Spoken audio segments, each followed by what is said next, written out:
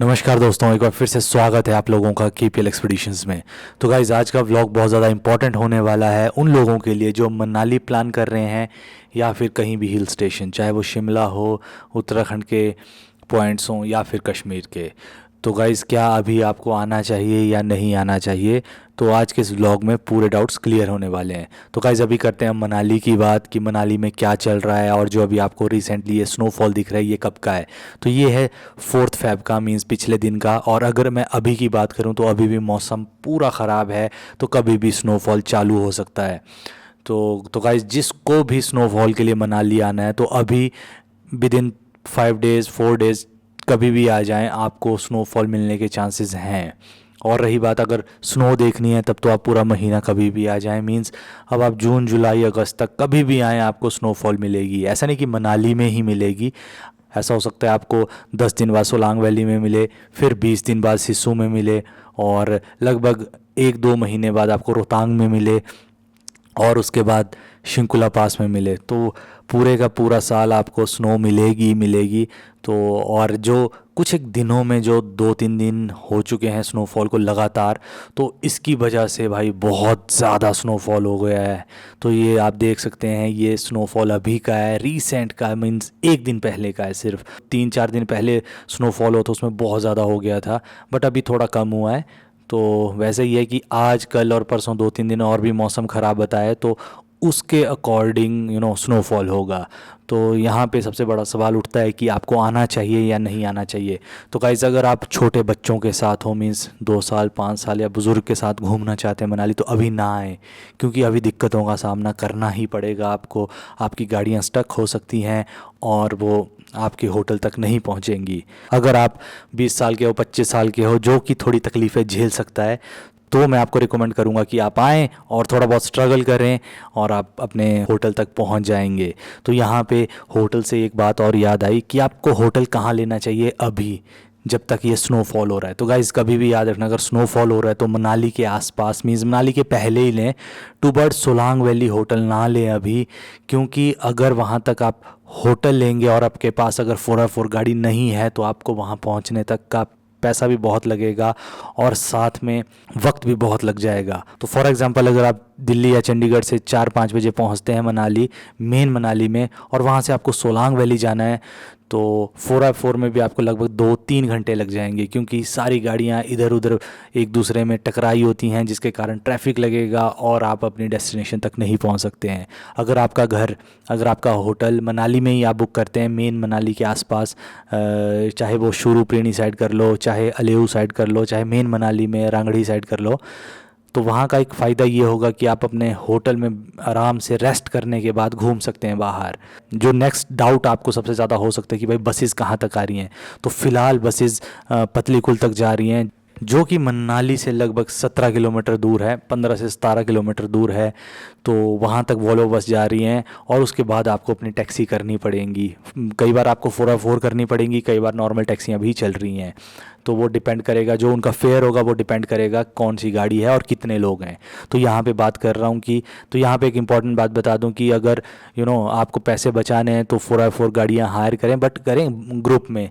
तो जो भी बस में आपके मान लो 4-5 लोग हैं, उनको बोलें कि एक साथ बुक करते हैं, जिससे आपका फेयर कम पड़ेगा।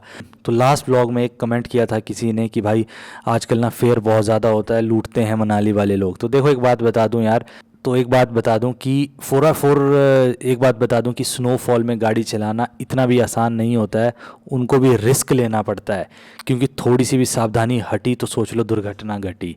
और वो कितना चार्ज कर रहे हैं, शायद आपसे 1,000 रुपये पर बंदा करेंगे, अगर जिप्सी में 7-8 लोग भी आते हैं। तो 1,000 रुपये में अगर आप अपनी डेस्टिनेशन तक पहुंच रहे हैं, तो मुझे नहीं लगता उससे ज़्यादा सेफ़ चीज़ कोई होगी, क्योंकि 4x4 गाड़ी आपको सेफ्टी बहुत ज़्यादा देती है एज़ कम्पेयर टू अगर आप छोटी गाड़ी में जाएंगे। अगर मान लो कोई हादसा हो जाता है, तो 1,000 रुपये छोड़े, वो आपके कितने ही हज़ारों लग जाएंगे अपनी रिकवरी में।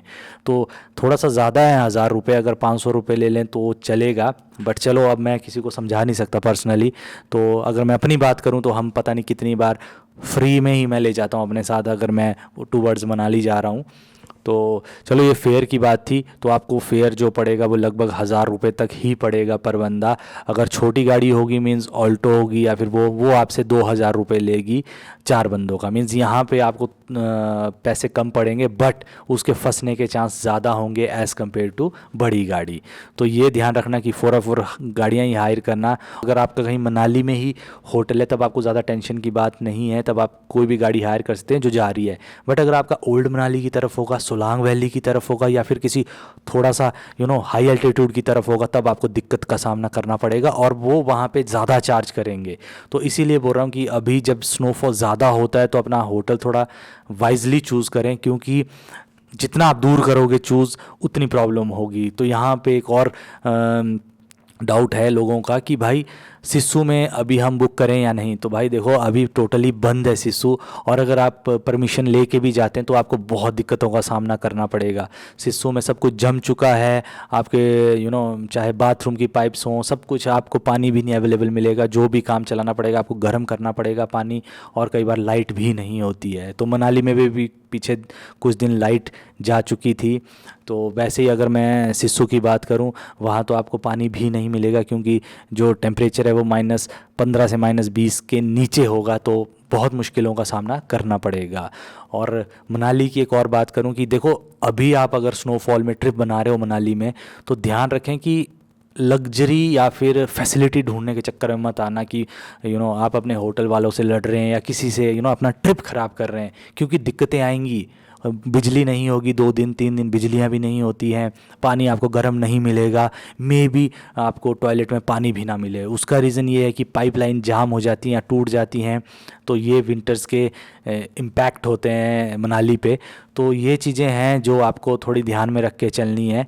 तो अगर ऐसा कुछ होता है, आपको हीटर नहीं मिलता, तो ये चीज़ें नॉर्मल हैं भाई मनाली में इस टाइम पे। तो इसलिए कोऑपरेट करना अपने होटल वालों का भी, और एक्चुअली अगर आप लड़ोगे कुछ करोगे तो आपका भी ट्रिप ख़राब होगा। इसीलिए विंटर्स में ये चीज़ें होती हैं, आपको सहना पड़ेगा। अगर आपको देखो कुछ चीज़ पानी है, आपको स्नोफॉल का एंजॉय लेना है, तो आपको रहने में स्ट्रगल करना पड़ेगा। इसीलिए मैंने स्टार्टिंग में ही आपको कहा था कि बच्चे और बूढ़ों को लेके बिल्कुल ना आएँ, और उन लोगों को अपने साथ बिल्कुल ना लाएं जो कि स्ट्रगल नहीं कर सकते, जो कि कंप्रोमाइज़ नहीं कर सकते हैं अपनी फैसिलिटी से। अगर आप कंप्रोमाइज़ कर सकते हैं अपनी फैसिलिटी से तो आप आएँ। और रही बात माल रोड मनाली की, तो बिल्कुल तो माल रोड मनाली का जो अभी आप सीन देख रहे हैं, ये माल रोड मनाली का है, और वहाँ पे भी भाई दबा के स्नोफॉल हुई है। तो अभी 1-2 दिन और चल सकता है, उसके बाद कुछ टाइम बाद फिर से मौका मिलेगा। बट अब धीरे धीरे हम मार्च की तरफ जाएंगे तो फिर टेम्परेचर बहुत इंक्रीज़ हो जाता है, तो फिर मेन मनाली में नहीं मिलेगी स्नोफॉल। उसके लिए फिर आपको हामटा तरफ जाना पड़ेगा या सोलांग वैली की तरफ जाना पड़ेगा। अगर आप लोग मनाली के लिए पैकेज देख रहे हैं वो भी सस्ते वाले, तो आप लोग डिस्क्रिप्शन में जाके व्हाट्सएप कर सकते हैं और वहाँ से आपको सारी डिटेल मिल जाएगी। जो नेक्स्ट क्वेश्चन ये है कि आप अपनी गाड़ी लेके आ सकते हैं या नहीं। तो नेक्स्ट क्वेश्चन है कि क्या हम अपनी गाड़ी लेके आ सकते हैं या नहीं। तो देखो यहाँ पे मैं रिकमेंड करूँगा, अगर आप एक्सपर्ट हैं, मीन्स पहले भी स्नो पे चला चुके हैं गाड़ी, तो आप लेके आ सकते हैं। और अगर मैं थोड़े टिप्स बता दूं तो हो सके तो टायर प्रेशर लगभग 10 से 15 ही रखें, ज़्यादा हाई मत रखें, क्योंकि जितना ज़्यादा रखोगे प्रेशर उतना ट्रैक्शन कम मिलेगा। और जितना आप फ्लैट रखोगे थोड़ा टायर, तो वो ज़्यादा ट्रैक्शन देगा आपको आपकी गाड़ी के लिए। तो इसीलिए अगर आपको पहले भी एक्सपीरियंस है थोड़ा बहुत, तो लेके आएँ, और हो सके तो फालतू के रास्तों में ना जाएं, जो टिल मनाली तक आएँ। अगर आपकी गाड़ी थोड़ी बहुत लग जाती है, ज़्यादा से ज़्यादा लगेगी, उसके ज़्यादा कुछ नहीं होगा कि आप बहुत खाई से गिर जाएं, कुछ कहीं और ज़्यादा आपको चोट लग जाए। अगर सोलांग वैली की तरफ जाएंगे, वहाँ रिस्की पॉइंट्स है और वहाँ पे बड़ा हादसा होने के चांसेस हैं, या फिर किसी भी लिंक रोड में ना जाएं, यही रिकमेंडेशन होगी आपके लिए। तो गाइस ज़रूर बताना आपको आज का व्लॉग कैसा लगा, और अगर आप लोग प्लान कर रहे हैं तो ये सारी बातें ध्यान में रखना। तो बस मिलेंगे अब अपने नेक्स्ट व्लॉग में। टिल देन जय हिंद, जय भारत and stay safe, bye bye.